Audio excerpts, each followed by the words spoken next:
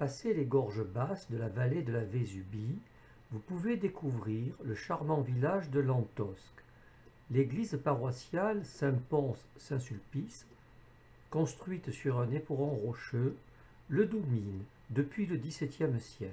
C'est à l'occasion d'une visite commentée par M. Alain Otto que j'ai découvert un coffre en bois polychrome offrant de belles images des deux saints patrons de la paroisse, deux légionnaires romains convertis au christianisme et martyrisés par les autorités impériales.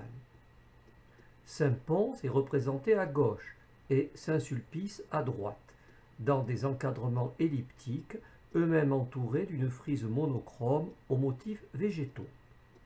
Saint-Pons, légionnaire romain, ayant refusé d'adjurer sa foi après un supplice dans les arènes de Cimiez, a été décapité sur l'éperon rocheux qui ferme la plaine maritime niçoise. Il est représenté de nombreuses fois dans les églises du comté de Nice, et le tableau dominant le maître-autel de l'église de Lantosque donne une représentation baroque de sa décollation survenue vers l'an 258.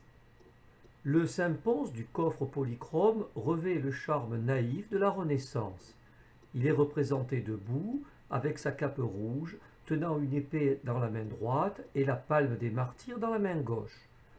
Un agréable paysage délimite trois espaces dans la perspective aérienne, une terre arborée en surplomb d'une plaine où se dressent des constructions. Des montagnes enneigées ferment l'horizon. Le Saint-Sulpice, représenté sur la porte de droite, est lié au transfert de ses reliques à Lantosque. Le pape Alexandre VII les aurait apportées de Rome le 9 juin 1661 sur l'initiative du dominicain Dominique Audat, apothicaire originaire de Lantosque. Saint-Sulpice, mort à Rome en l'an 117, est représenté marchant victorieusement en tenant de la main droite un étendard à la croix blanche de la maison de Savoie.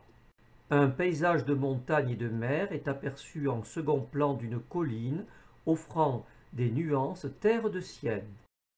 L'ensemble forme un harmonieux travail, petit trésor du temps passé que je vous invite à visiter.